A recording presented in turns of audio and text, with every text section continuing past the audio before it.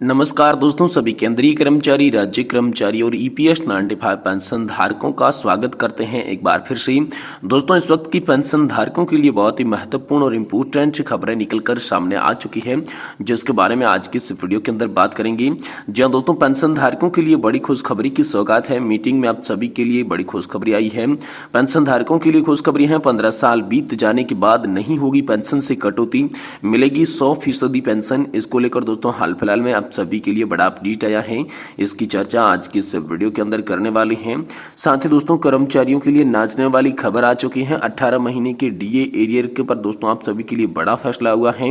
केंद्रीय कर्मचारियों की खुशी का नहीं रहा ठिकाना। 18 महीने के बकाया 2,18,000 रुपए जारी होंगे आप सभी के लिए बहुत ही जल्द। इसको लेकर बड़ी खबर आई है। साथ ही साथ दोस्तों आप सभी के लिए डीए पर अभी 2 मिनट पहले की बड़ी खबर है, जिसमें डीए के अलावा 6 अन्य भत्तों में वृद्धि की गई है। केंद्रीय कर्मचारियों के लिए बड़ी खुशखबरी बताई गई है। इनके बारे में भी आज की इस वीडियो के अंदर बात करेंगे। वहीं दोस्तों पेंशन धारकों के लिए अभी पेंशन के अंदर वृद्धि, एफए में 3%, कम्यूटेशन बहाली 12 साल पर और एक एक्स्ट्रा अतिरिक्त इंक्रीमेंट का फायदा पर डीओपीटी का फाइनल आदेश आप सभी के लिए आ गया है। इसके बारे में भी दोस्तों आज के इस वीडियो के अंदर संपूर्ण रूप से जानकारी आप सभी को देने की कोशिश करेंगे। साथ ही दोस्तों पीएफ योजना में लाखों कर्मचारियों को बड़ी खुशखबरी मिल चुकी है। आखिरकार पीएफ योजना को लेकर क्या बड़ा अपडेट आया है, इसके बारे में भी आज के इस वीडियो के अंदर बात करेंगे। साथ ही साथ दोस्तों सेवानिवृत्त कर्मचारियों की जो राशि है वो देने में 5 साल तक की देरी अगर हो जाती है तो ब्याज भी आप सभी को दिया जाएगा। इसको लेकर हाईकोर्ट ने बड़ा फैसला दिया है। तो तमाम बड़ी खबरों की चर्चा जो कि पेंशन धारकों से जुड़ी होगी वो आज की इस वीडियो के अंदर आप सभी को देने की कोशिश करेंगे। इसलिए आप सभी से निवेदन है कि दोस्तों आज की इस वीडियो को आप लास्ट तक देखें। साथ ही अगर हमारे चैनल पर आप पहली बार विजिट कर रहे हैं तो दोस्तों चैनल को सब्सक्राइब कर दें और वीडियो को लाइक जरूर करें। तो चलिए बिना किसी देरी की खबरों का सिलसिला शुरू करते हैं। देखिए दोस्तों पेंशन धारकों के लिए खुशखबरी की सौगात। मीटिंग में आप सभी के लिए बड़ी खुशखबरी आई है। जो पेंशन धारक है उनके लिए बड़ी खुशखबरी है। 15 साल बीत जाने के बाद नहीं होगी पेंशन से कोई भी कटौती, मिलेगी दोस्तों आप सभी को 100% की पेंशन। दिया दोस्तों सीसीएस की पेंशन नियम 1981 के अनुसार कम्यूटेशन की बहाली के 15 साल पूरी हो जाने के बाद पेंशन धारकों को फुल पेंशन मिलना चाहिए। लेकिन ऐसा देखा गया है कि 15 साल बीत जाने के बाद उनकी पेंशन में कटौती होती रहती है। कटौती बंद नहीं होती। ऐसे में उसे लेकर पेंशन भोगी संगठनों की बैठक केंद्रीय मंत्री जितेंद्र सिंह जी के साथ हुई और तमाम मुद्दों पर इस बैठक में बड़ी सवाल उठाई गई, जिसमें देखो आखिरकार कम्यूटेशन की बहाली पर सवाल उठाया गया। कम्यूटेशन की लगातार जो कटौती हो रही है जिस पर सवाल उठाया गया, और साथ ही साथ 15 साल जो बीत जाती हैं और उसके बाद भी कम्यूटेशन से कटौती जो है वो बंद नहीं होती है, और कम्यूटेशन से कटौती बंद करने के लिए यहाँ पर बात की गई। साथ ही जो समस्या है उसमें स्पष्ट कारण क्या है और अधिक पैसे की कटौती जो हो चुकी है उसे वापस करना, और साथ ही दोस्तों सभी पेंशन धारकों की जो डेट है उसे ठीक करने को लेकर इस बैठक के अंदर बड़े निर्णय आप सभी के लिए हो चुके हैं। साथ ही दोस्तों अगली बड़ी खबर की बात करें तो कर्मचारियों के लिए नाचने वाली खबर है। 18 महीने के डीए एरियर पर आप सभी के लिए फैसला हो चुका है। जहां दोस्तों आप सभी केंद्रीय कर्मचारियों की खुशी का ठिकाना नहीं है। 18 महीने की बकाया 2,18,000 रुपए जल्द आप सभी के खातों में ट्रांसफर किए जाएंगे लेकर इसको लेकर बड़ी खबर है।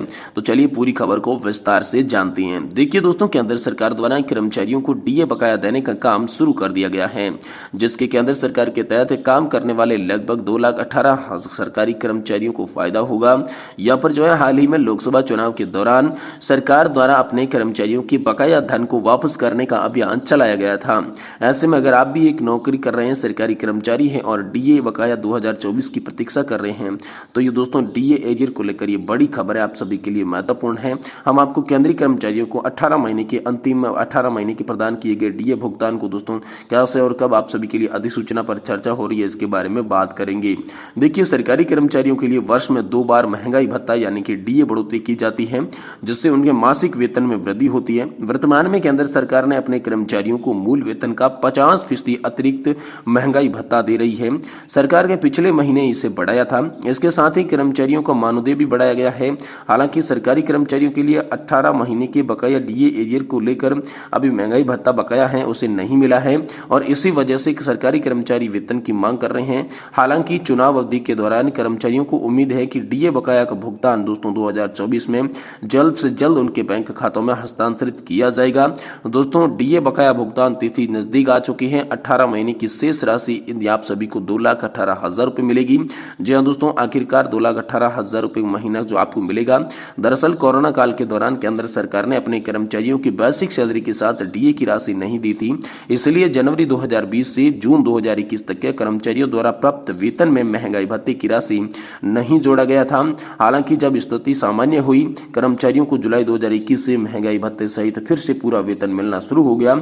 इस बीच सरकार ने 18 महीने के डीए एरियर बकाया में भुगतान करने के लिए 3 अलग अलग किस्तों में पैसा जारी करने का बड़ा फैसला आप सभी के लिए कर दिया है। यानी कि आप सभी को 18 महीने का बकाया डीए एरियर 3 अलग अलग किस्तों के अंदर जल्द ही मिलने वाला है। वहीं दोस्तों आप सभी के लिए यहाँ पर अभी भी पेंशन धारकों की पेंशन में वृद्धि, साथ ही दोस्तों कम्यूटेशन की बहाली 12 साल पर, एफए में 3,000 और अतिरिक्त इंक्रीमेंट का फायदों को लेकर दोस्तों डीओपीटी का फाइनल आदेश जारी हो चुका है। जहां दोस्तों यहाँ पर पेंशन वृद्धि की बात करें तो दोस्तों पेंशन भोगी संगठनों की मांग को लेकर 33वीं स्कोआ की बैठक दोस्तों आप सभी के लिए विज्ञान भवन में हुई, नई दिल्ली में आयोजित की गई। इस बैठक में पेंशन भोगी संगठनों के साथ केंद्रीय मंत्री डॉक्टर जितेंद्र सिंह ने यहाँ पर केंद्र सरकार के विभिन्न विभागों के प्रतिनिधिमंडल जो थे वो शामिल हुए थे। इस बैठक में पेंशन भोगी संगठनों की विभिन्न मांगों पर चर्चा की गई। कुछ मुद्दों को स्वीकार कर लिया गया और कुछ मुद्दों पर पुनर्विचार करने पर सहमति बनी और कुछ मुद्दों को खारिज कर दिया गया। तो आइए विस्तार से जानते हैं कुछ खास मुद्दे जिन पर केंद्र सरकार ने विभिन्न मंत्रालयों ने बड़े फैसले दिए हैं। देखिए, 65 साल से मिले 5% अतिरिक्त पेंशन का फायदा। पेंशनर संगठनों ने मांग उठाई थी कि पेंशनर्स की पेंशन में अतिरिक्त पेंशन का फायदा 65 साल की उम्र से ही दिया जाए। इस प्रकार 65 साल की उम्र पर 5 वर्ष, 70 पर दोस्तों 10, 75 साल की एज में 15 और साथ ही 80 क्रॉस करते ही दोस्तों 20% अतिरिक्त पेंशन का लाभ दिया जाना चाहिए। यानी कि हर 5 साल में 5% पेंशन बढ़ोतरी होनी चाहिए। तो दोस्तों इस पर डीओपीटी की डब्ल्यू के संयुक्त सचिव ने कहा कि इस मुद्दे पर आर्थिक मामलों के विज्ञान में सुझाव मांगा गया है। इस पर उन्होंने कहा कि अगर इस प्रस्ताव को स्वीकार कर लिया जाता है तो सरकार वित्तीय स्थिति खराब हो सकती है। साथ ही वित्तीय स्थिति भी यहाँ पर जो खराब होने के कारण राज्य सरकारों के पेंशनर से ऐसी मांग करेंगे जिसके कारण आर्थिक बाधाएं उत्पन्न हो सकती है और इसे स्वीकार नहीं किया जा सकता। संयुक्त सचिव के इस तर्क के बाद पेंशन भोगी संगठन इस मांग पर पुनर्विचार करने का अनुरोध किया गया है। साथ ही दोस्तों फैमिली पेंशन के लिए फिक्स मेडिकल अलाउंस को मंजूरी। जी दोस्तों, इधर पेंशन भोगी संगठन ने रेलवे बोर्ड के प्रतिनिधियों से मांग की कि पारिवारिक पेंशन पाने वाली विधवा, तलाकशुदा और अविवाहित बेटियों को भी निश्चित चिकित्सा भत्ते का लाभ दिया जाए। रेलवे बोर्ड उन्हें इस तरह का लाभ नहीं देता। ऐसे में रेलवे बोर्ड को तुरंत इस पर विचार कर तय मेडिकल भत्ते का लाभ आदेश जारी करना चाहिए। दोस्तों इस पर रेलवे बोर्ड ने कहा कि निश्चित मेडिकल भत्ता का लाभ पेंशन भोगियों के साथ साथ पारिवारिक पेंशन भोगियों को भी दिया जाता है।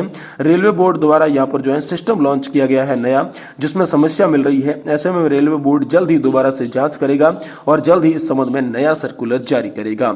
वहीं अगली मांग थी कि रेलवे किराया में पेंशन धारकों और सीनियर सिटीजन को छूट दी जाए। यानी कि पेंशन भोगी संगठनों ने रेल मंत्रालय से प्रतिनिधियों से मांग की कि पेंशन भोगी को रेलवे किराया में छूट मिलती है उसे बहाल किया जाए। इस पर दोस्तों रेल मंत्रालय ने कहा कि रेल विभाग यात्रियों को रेल किराए में करीब यहाँ पर 59,834 करोड़ रुपए की छूट देता है। प्रति व्यक्ति देखा जाए तो दोस्तों रेल यात्रा में 53% की छूट दी जाती है और इसी के साथ साथ नागरिकों की रेलवे किराए में रियायत हाल फिलहाल में इससे ज्यादा बहाल नहीं की जा सकती।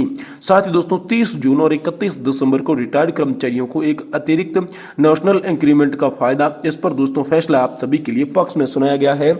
यानी कि आप सभी को एक नेशनल इंक्रीमेंट का अलग से फायदा देखने को मिलेगा। इसी बीच दोस्तों पीएफ कर्मचारियों से जुड़े लाखों सरकारी कर्मचारियों के लिए बड़ी खबर है। सरकार ने सामाजिक सुरक्षा कवरेज को बढ़ाने के लिए एक महत्वपूर्ण पहल की है। खबर है कि सरकारी कर्मचारी भविष्य निधि संगठन के तहत वेतन सीमा को बढ़ाकर 15,000 से अब कम से कम 21,000 रुपए किया जा सकता है। इस कदम से सामाजिक सुरक्षा के क्षेत्र में एक मजबूत बदलाव लाने की उम्मीद है। यानी कि दोस्तों आप सभी की वेतन सीमा को लेकर बड़ा अपडेट है।